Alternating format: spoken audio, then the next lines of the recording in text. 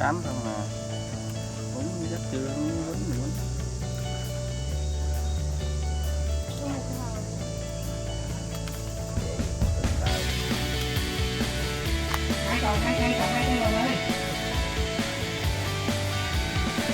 Rồi cứ ngâm nó đi. Ủa sao không đá máy được? Có một.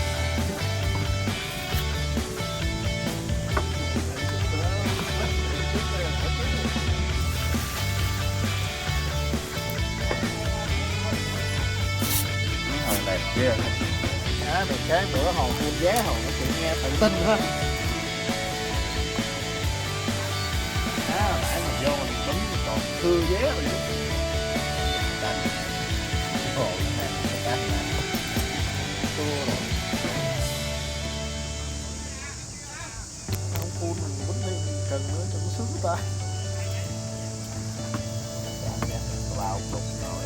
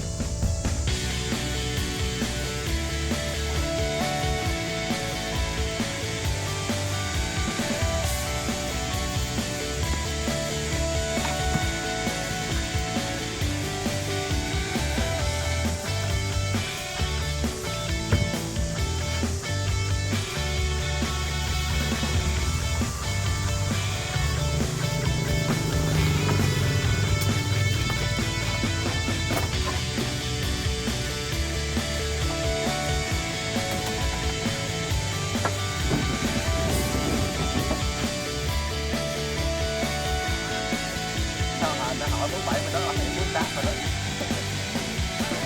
Biết rồi đó, hỏi là biết Mính 48 rồi đó.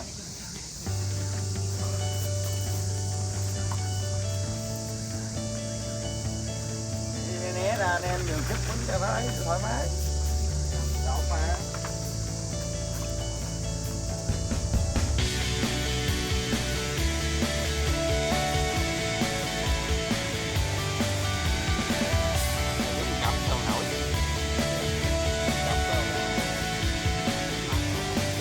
Thích gì đâu á. Bao mới được đó hả?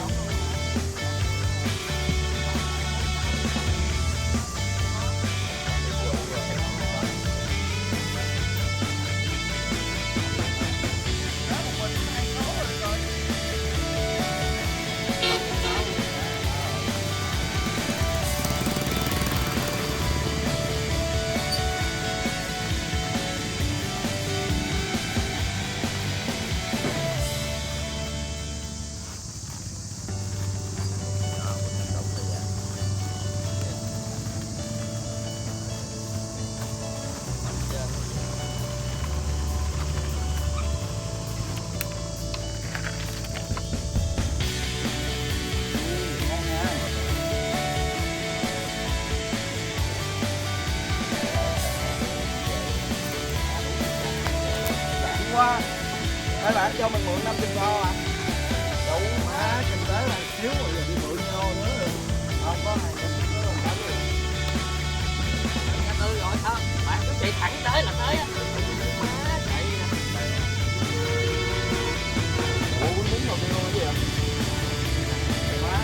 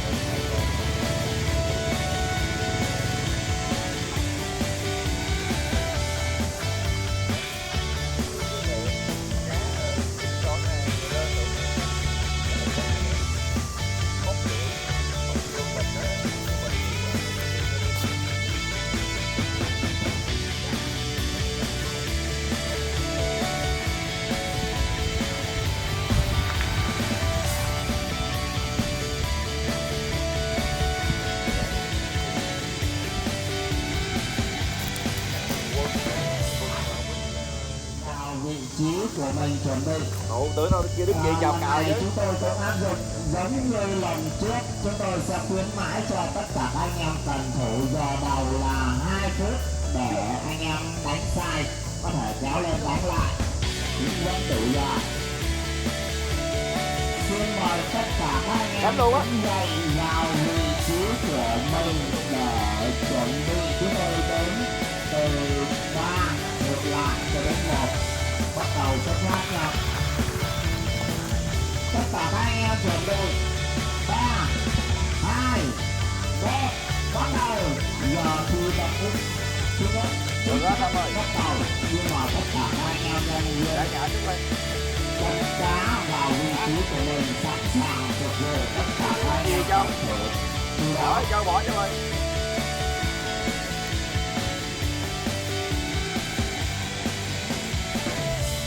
và chúng tôi cũng xin thông báo đến tất cả quý khách đến xem câu. Yêu cầu tất cả các anh chị cô bác người dọn cần câu, tại vì lý do là cần thủ người ta đam mê câu cá quá mà người ta không nhìn thấy làm sao có thể là một chúng tất cả các quý khách mà đi xem câu. Như vậy chúng tôi yêu cầu tất cả các anh em cô bác anh chị là đi xem cần câu thì nghe hát cần câu dùng.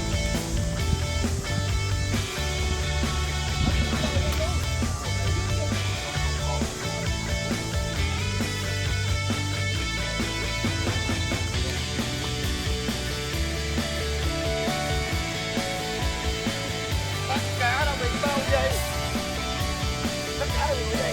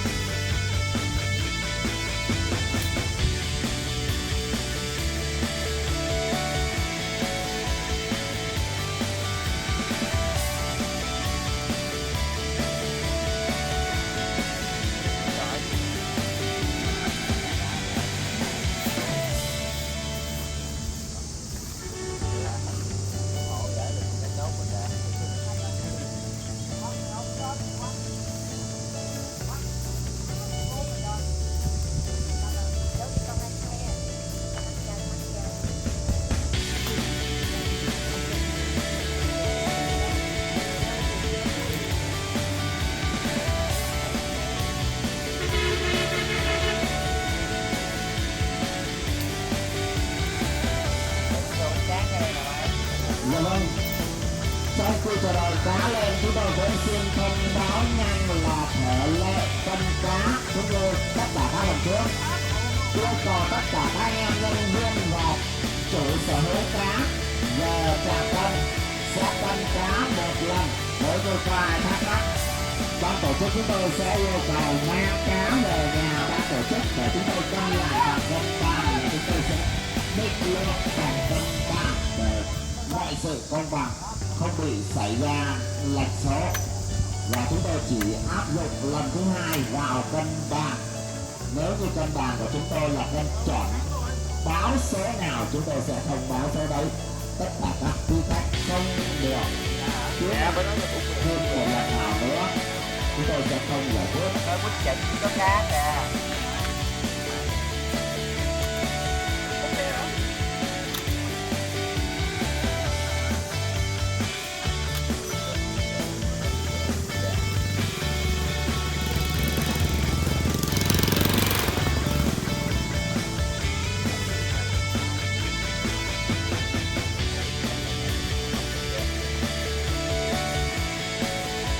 Yêu cầu tất cả các anh em ở bên trạm cân sẽ lưu ý cho cân tay, nếu phải xả về vị trí 4 số 0 cân chuẩn để bắt đầu mới móc tải vào để cho cân nó được chuẩn xác, và cũng kiểm tra pin.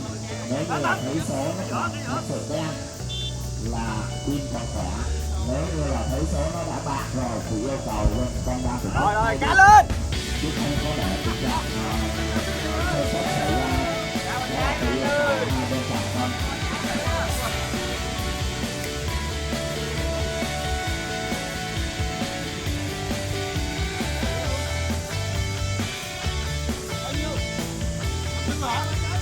Mấy cái xôi nó vô, mấy cái xôi nó vô.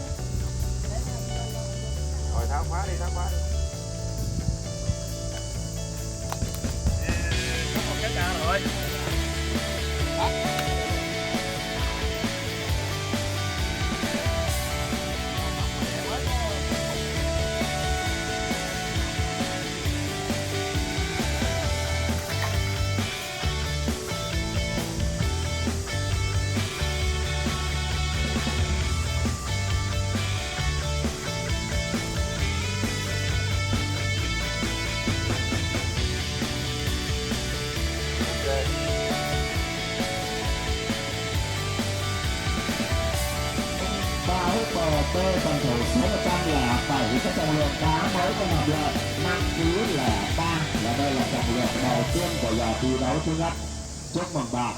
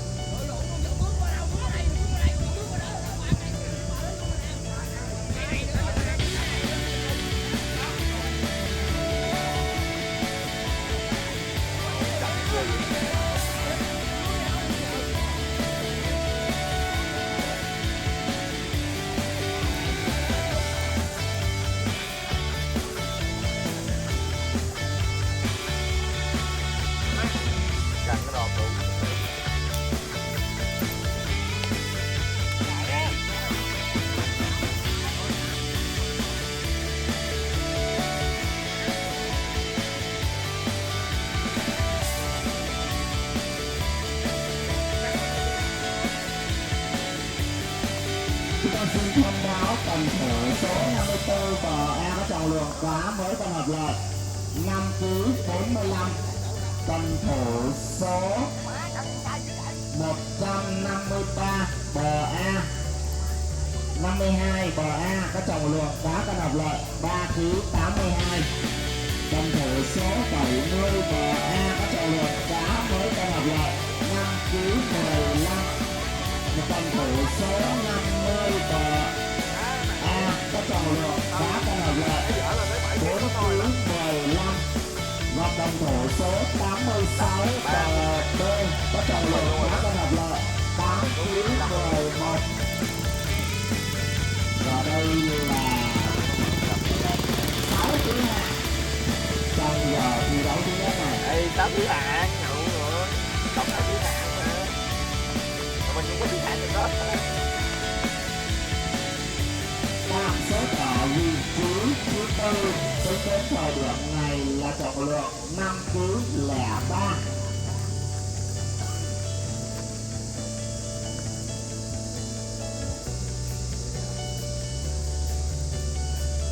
Chúng tôi yêu cầu nhân viên con cá lắng nghe chúng tôi thông báo nếu có gì sai sót. Chúng tôi sẽ công chứng ngay.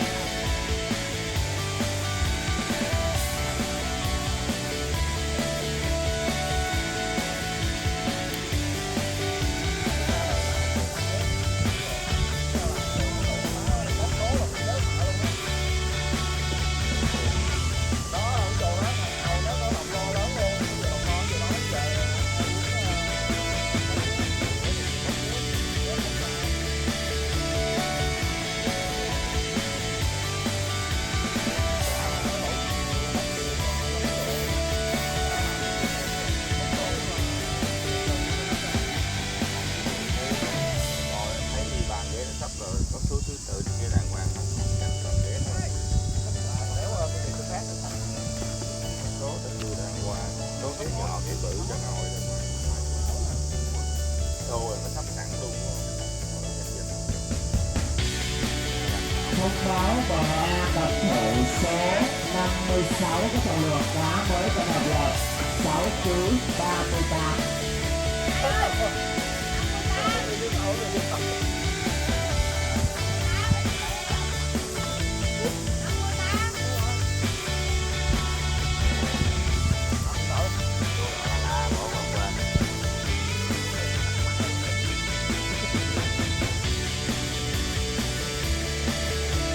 Và long chúng tôi xin đính chính trọng lượng 6 kg 38 là của cầu thủ số 58 bờ A.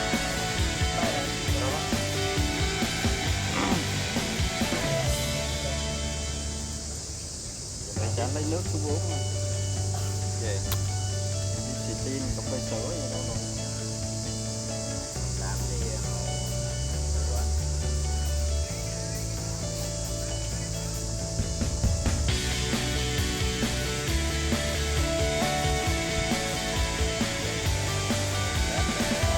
Xin thông báo bờ A cầu thủ số 08 có trọng lượng cá với tân hợp lợi 5 kg 28.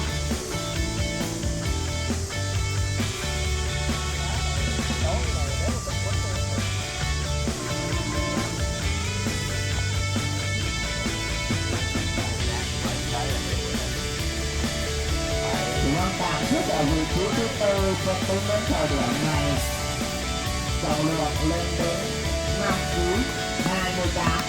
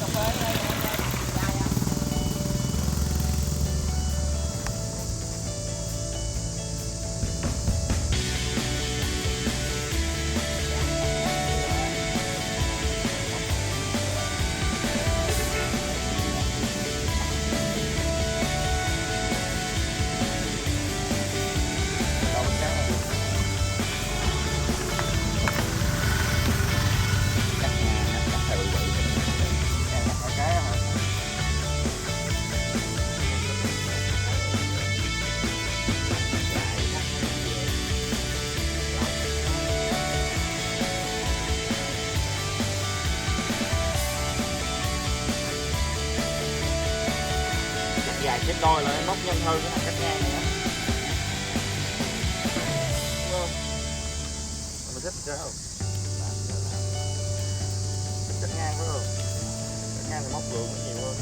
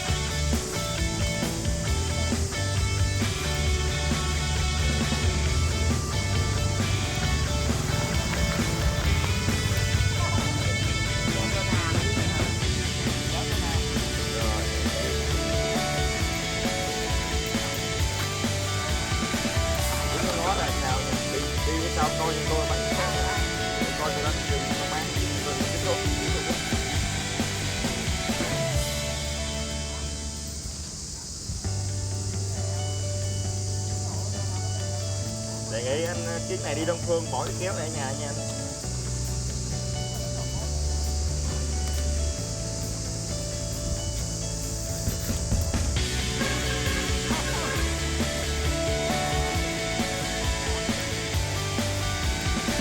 Bữa đi là các nhà làm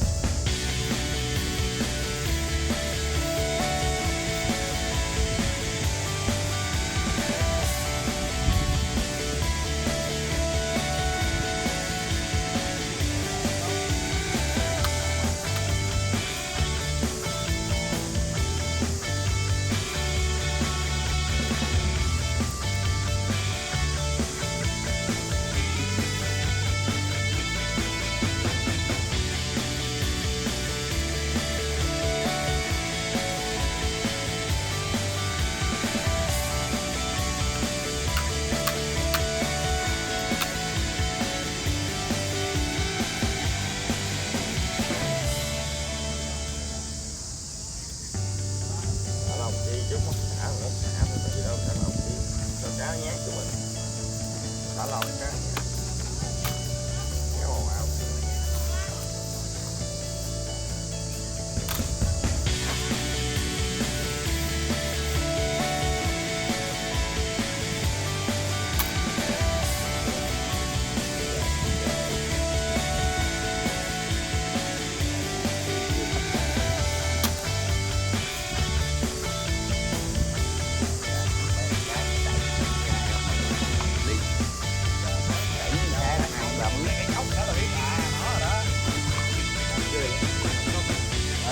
Ben thẳng ra.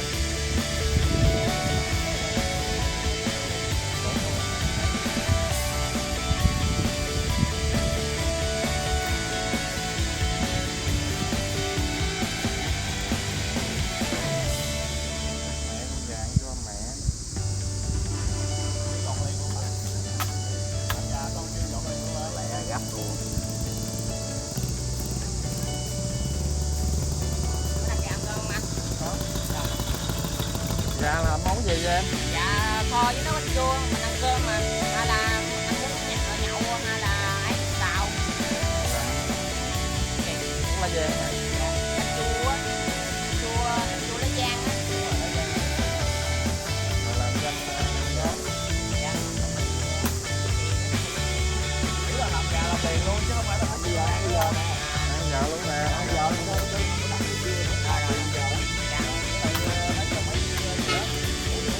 Hai ly cà phê sữa 3 nhân tiền tiền. 50 đồng.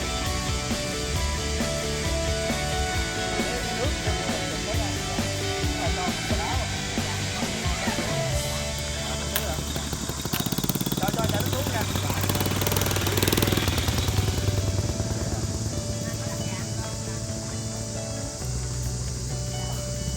Đó rồi.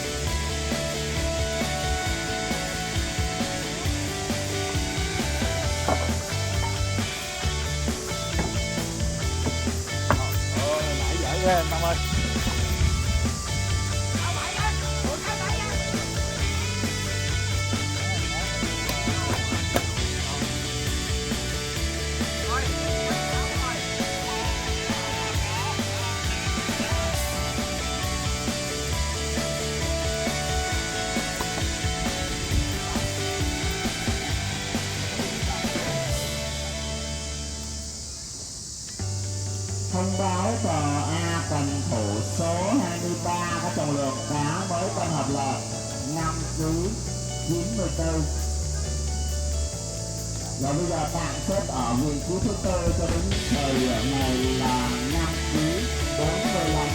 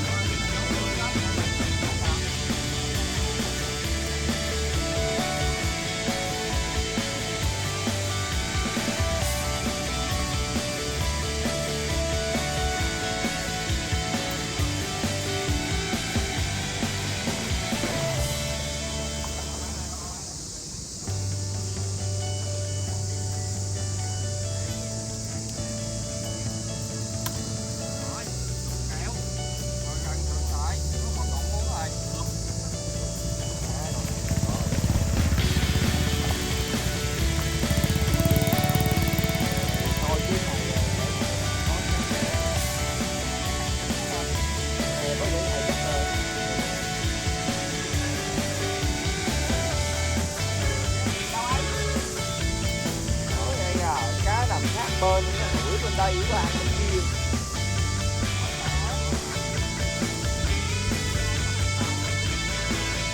Giờ này phát hiện ra một Tâm ơi, cái chỗ này có cá lớn.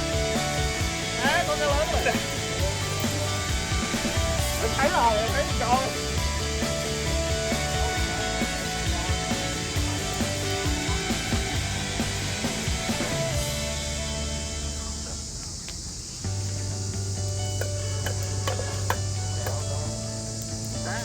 Rồi hả?